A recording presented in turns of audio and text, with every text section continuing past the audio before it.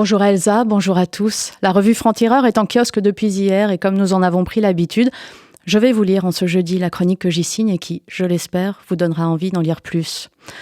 Je suis juif. Enfin, la France a défendu ses valeurs. Enfin, la France a rappelé qu'elle était une avant d'être le bac à sable de querelles extrémistes. Enfin, le pays a refusé l'antisémitisme. Enfin, les Français ont dit aux Juifs qu'ils étaient juifs avec eux. C'est peu dire qu'ils auront attendu cette main tendue, mais la solidarité de la nation aura finalement réussi à vaincre la peur, l'indifférence et l'instrumentalisation politicienne. Depuis la Shoah, on sait que ce qui autorise la persécution du peuple juif, c'est le nombre. 15 millions de juifs dans le monde, à peine 600 000 en France, moins de 1% de notre population. Personne ne sait tyranniser une majorité, seule la minorité est vulnérable.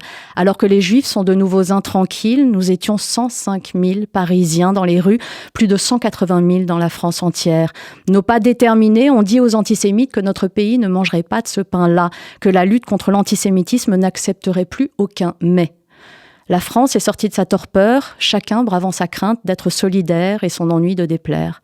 Ensemble, nous avons tenu tête aux auteurs des 1247 actes antisémites de ces jours derniers.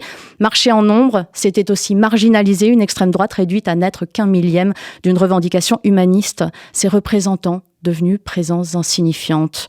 Cette victoire n'est pas un parti pris politique, pas non plus un permis de tuer des civils palestiniens, c'est un humanisme. Le refus de la terreur pour nos concitoyens. La France a rappelé qu'être humain, aujourd'hui, c'est être juif, qu'être français, aujourd'hui, c'est être juif. Si en 1940, le monde entier s'était cousu une étoile jaune à la poitrine, la solution finale n'aurait peut-être pas été passée sous silence. Ensemble, dans les rues, nous serons tous juifs parmi les juifs, jusqu'à ce que les juifs ne craignent plus de l'être. Elsa et nos auditeurs... Vous pourrez lire ce billet dans la revue Franc-Tireur en kiosque depuis hier. Vous y lirez ce billet, mais aussi le franc-parler de Caroline Fourest, bien sûr. Ça s'appelle « Mélenchon contre Dreyfus ». Et il y est question de l'amertume du politicien LFI, de ceux qui se félicitent du massacre du Hamas et de ces deux gauches devenues irréconciliables, celles qui, par conviction anticapitaliste, refusent de mener la lutte contre l'antisémitisme quand elle n'y bascule pas complètement, et celles qui s'identifient aux résistants et voient l'antisémitisme comme les prémices d'un totalitarisme. Caroline Fourest rappelle comme cette lutte intérieure ne date pas d'hier, ni même du 7 octobre, bien au contraire. L'antisémitisme, c'est notre une. Anti-juif, on vous voit, ne pas être dupe, ni des dérives de LFI, ni des faux-semblants du Rassemblement national. Je crois que dans ce titre, tout est dit. L'antisémitisme est désormais un monstre à deux têtes. Nos journalistes, Rudi Reichstadt et David Medioni, l'ont décrypté et documenté. Le complot de la semaine concerne des proches de Trump. Les présidents français et la franc-maçonnerie, c'est le Face à l'histoire de Jean Garrigue. Le portrait qui fâche, c'est celui de Guillaume Meurice. Avant d'avoir comparé Netanyahou à Hitler, Meurice avait nazifié Gabriel Attal en Goebbels.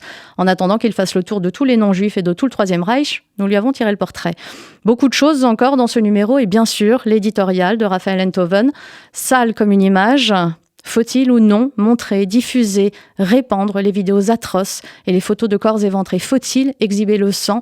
Faut-il, en d'autres termes, lutter contre les nouveaux négationnistes pied à pied? Raphaël Enthoven avance des éléments de réponse et démontre comme les choses ne sont pas si simples.